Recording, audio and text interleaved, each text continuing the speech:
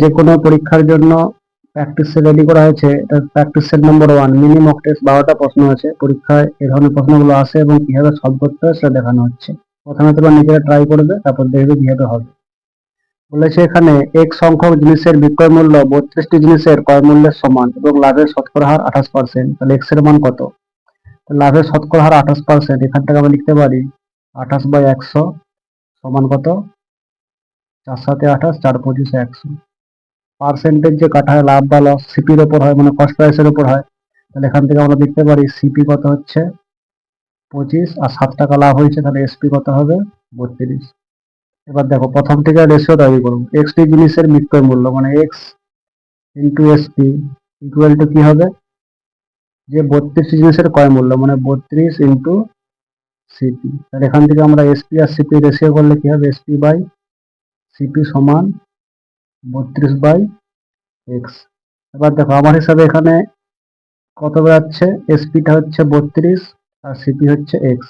আর আমার আগেই এসপি কত বেরিয়েছিল? 32। তার মানে আমার এই রেশিওতে যেটা 32 হয়েছে সেটা এখানেতেও 32 সমান। তাহলে বলতে পারি 32 সমানই 32 হলে একের মান কত? 1। আর সিপি আমার এখানে কত আছে? 25। তাহলে সিপি তাহলে এক্স কত বসে যাবে? 25 হবে, যেহেতু সেম আছে। তার মানে এখানে একচুয়ালি এক্স এর মান কত হচ্ছে? 25 হচ্ছে। 4 অপশনটা ডিটেলস এগুলো ক্লাসে আলোচনা করা হয়েছে, এটা মক টেস্টে এখানে সংখ্যায় বলা হলো। ঠিক আছে, নেক্সট। ভারতের সংবিধানের কোন সংশোধনী মৌলিক অধিকার থেকে সম্পত্তির অধিকারকে অপসারিত করা হয়েছে?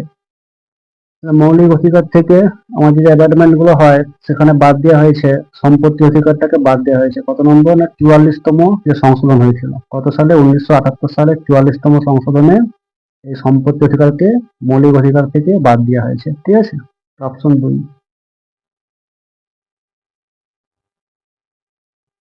নেক্সট প্রশ্ন দেখো, একজন ব্যক্তি বলেন যে কোনো মাসের 26তম দিন শুক্রবার, তাহলে একই মাসের পঞ্চমতম দিন কোনটি ছিল? 26তম দিন বা 26 তারিখটা ছিল শুক্রবার। 26 তারিখ কি বার ছিল? শুক্রবার। তাহলে পঞ্চম 5 তারিখ কি বার ছিল? আমরা জানি কি 7টা রাউন্ড, মানে 7 দিন ছাড়া ছাড়া একই দিন আসে। 26 আর 5, তাহলে এখানে গ্যাপ কতগুলো হচ্ছে? 21। 21টা গ্যাপ আছে, তাহলে 7 7 করে যদি ভাগ করি তাহলে অর্ধেক কত হচ্ছে? 0, মানে ভাগ মিলে যাচ্ছে 7 দিনে। তার মানে যেটা ফ্রাইডে ছিল 5তম দিনটা বা 5 তারিখটা কি হবে? সেই ফ্রাইডেই হবে, শুক্রবার। ঠিক আছে, এগুলো সব তোমরা ক্লাসে শিখেছো, নিশ্চয়ই বুঝতে পারছো। না বুঝতে হলে কমেন্টে বলবে, ডিটেলসে বলে দেবো। বলেছে যদি sine theta plus 1/4 cosec theta সমান 1 হয় আর থিটার মান কি 0 থেকে বেশি বা সমান আর 90 থেকে কম বা সমান, তাহলে থিটার মান কত? তাহলে এখানে আমরা ভ্যালু পুটিং মেথড বের করবো। অনেক পদ্ধতি হয়, ভ্যালু পুটিং করবো। আমার এখানে 1 আসবে। ঠিক আছে, 1। তাহলে আমরা জানি সাইন আর কোসেক কি পরস্পর রেসিপ্রোকাল। সাইন সমান 1/কোসেক। সাইন আর কোসেক কি পরস্পর রেসিপ্রোকাল, 1/কোসেক। তাহলে এখানে আমরা কি মান ধরলে এটা 1 হবে? আমরা জানি হাফ প্লাস হাফ করলে কি হয়ে যাবে? 1 হবে। আর হাফ কিসে আছে? সাইন 30 মান হাফ হয়। এখানে যে মান পুট করি যে সাইন 30 প্লাস 1/4 কোসেক 30, তাহলে আমরা জানি সাইন 30 মান কত? 1/2 প্লাস 1/4 কোসেক 30 মান কি হবে? সাইনের রেসিপ্রোকাল বা অপোজিটটা হবে। তার মানে 1/2 থাকলে এটা কত হবে? কোসেক 30 মান 2 হবে। আর 2 দুগুণে কত? 4, তাহলে হাফ এসে গেল। হাফ আর হাফ তাহলে কত হচ্ছে? 1 মিলে যাচ্ছে। তাহলে থিটার মান কত হচ্ছে? এখানে থিটার মান হচ্ছে 30 ডিগ্রি। দুই অপশনটা। ঠিক আছে, এখানে বলছে সাঁচির ব্যয় এবং সঞ্চয় অনুপাত 5:9 ছিল। যদি সাঁচির আয় 20% বৃদ্ধি পায় এবং ব্যয় 15% হ্রাস পায়, তবে সঞ্চয় শতকরা কত বৃদ্ধির হার নির্ণয় করবো? সঞ্চয়টা কত পার্সেন্ট বাড়ছে? ঠিক আছে, এখানে দেখো আমরা কি জানি? ইনকাম সমান এক্সপেন্ডিচার প্লাস সেভিং। মানে ইনকাম কি? ইনকাম থেকে এটা আমরা খরচ করি, যেটা বেঁচে যায় সেটা সেভ করি। তো সেই হিসাবে যদি করি, এখানে আমরা ব্যয় আর সঞ্চয় দিয়ে আছে, সেটা তৈরি করবো। দেখা কিভাবে হচ্ছে। তাহলে আমরা এখানে একটা ঘর করলাম ইনকাম, আর এখানে করলাম এক্সপেন্ডিচার, আর এখানে সেভিং।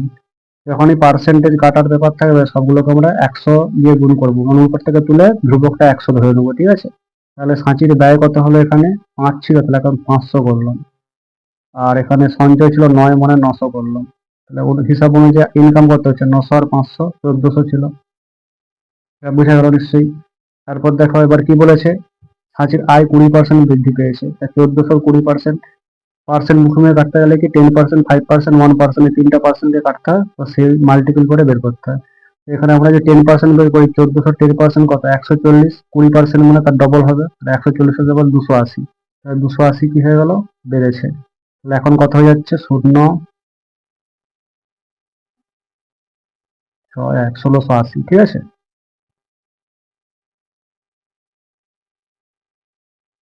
পরিষ্কার করে লিখে দিচ্ছি। এখন কত হচ্ছে, ইয়ে মিনিট 0.861, আর এখানে বলেছে ব্যয় 15% হ্রাস পেয়েছে। 15% হ্রাস পেয়েছে কিভাবে বের করবো তাহলে এখানটায়, 10% মানে কত, 500 10% 50, আর 5% 25, তার হাফ হবে।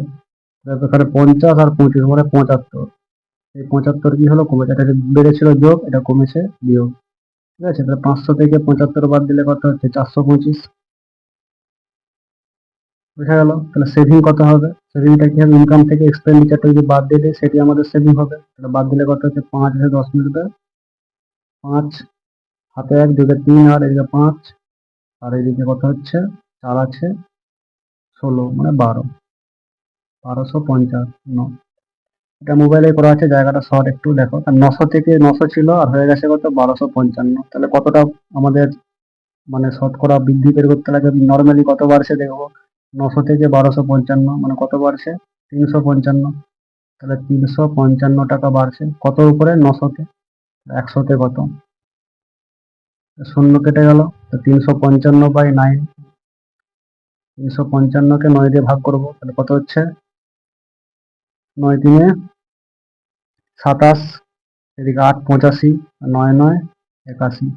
দেখতে পাচ্ছি পয়েন্টে হবে, তা 39 দশমিক সামথিং হবে। তো অপশন এখানে একটাই আছে, 4 অপশনটা 39-44%, এটাই হবে।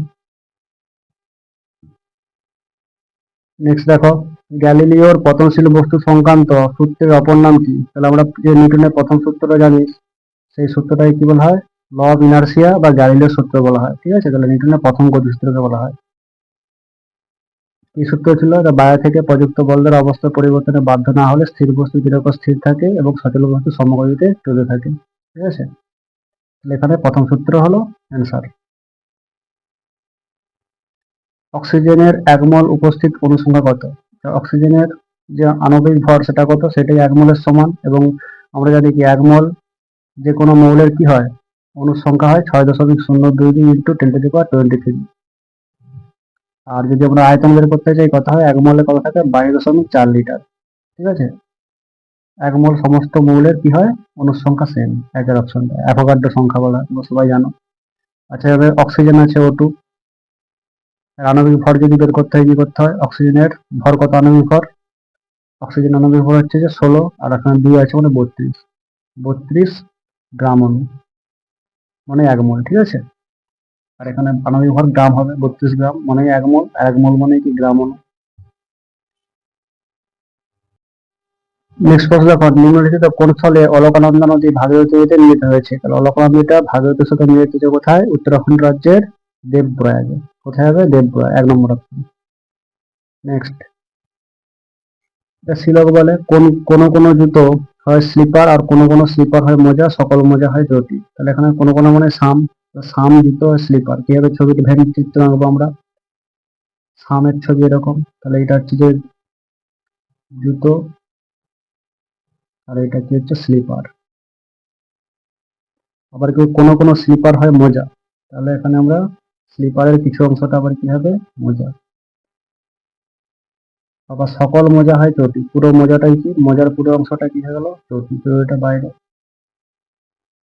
এটা ভেন চিত্র হয়ে গেল, যার সাথে আমাদের যুক্তি থাকবে না সেটার সাথে কারো কানেকশন করা যাবে না এবং সিদ্ধান্ত বলা যাবে না, যদি না পসিবিলিটি বলা থাকে, ঠিক আছে। তোমরা জানো এগুলো সবাই। এবার এই ছবি আর দেখে দেখে আমরা সিদ্ধান্তগুলো ম্যাচ করবো মিলছে কিনা। কোন কোন চটি হয় জুতো, চটি এখানে আছে পুরোটা, চটির সাথে জুতোর কোনো কি এখানে বিবৃতি বলা আছে, বলা নেই। তাহলে যেটা বলা থাকবে না সেটা আমরা হ্যাঁ বা না কোনোটাই বলতে পারবো না। কিছু কিছু কেস সাম আর নো থাকলে কি হয়, আইদার কেস হয়, এখানে সেরকম কিছু দেওয়া নেই। 1 নম্বর। 2 নম্বর, পসিবিলিটি বলা থাকলে তখন হতো, পসিবিলিটি বলা নেই মানে এটা পুরোপুরি বাদ হয়ে গেল, ঠিক আছে। নেক্সট এবার দেখো, কোন কোন চটি হয় স্লিপার। চটি এটা ছিল, চটি পুরো চটির অংশটা, পুরো চটিটার মধ্যে কি আছে, এদিকে মোজা আছে, আবার মোজার কিছুটা অংশ স্লিপার ছিল। মজার কিছুটা অংশ স্লিপার থাকা মানে কি চোটের কিছুটা অংশ স্লিপার হবে এই জায়গাটা। তাহলে এখানে 2 নম্বর অপশনটা ঠিক আছে। 3 বলছে কোনো কোনো মজা হয় জুতো, মজা এখানে আর জুতোটা কি লেখা আছে এখানে, জুতোর সাথে মজার কোনো রকম কানেকশন বিবৃতি বলা নেই, তাই এটা ধরা যাবে না, কারণ অনলি 2 ফলো, শুধুমাত্র সিদ্ধান্ত 2 অনুসরণ করছে একের অপশনটা। এখানে দেখো এটা হচ্ছে রিজনিংয়েরই কোশ্চেন আবার। দ্বিতীয় পদটি প্রথম পদের সাথে এবং ষষ্ঠ পদটি পঞ্চম পদের সাথে যেভাবে সম্পর্কিত তার তৃতীয় পদের সাথে কি হবে এরকম, মানে এই দুটোর যে রিলেশন আছে আর এই দুটোর যে রিলেশন আছে একই রিলেশনে এখানে কি হবে এটা বের করতে হবে। এটা খুবই সিম্পল জিনিস। দেখো 4 টু দি পাওয়ার 4 যদি করি কথা হয় 4 টু দি পাওয়ার 4, তাহলে আমরা করতে পারি 4 টু দি পাওয়ার 4 কে প্রথমে ভাঙতে পারি 16 স্কোয়ার করবো 56, 4 টু দি পাওয়ার মানে 256, তার থেকে যদি 6 বাদ দিয়ে কথা হয় 250।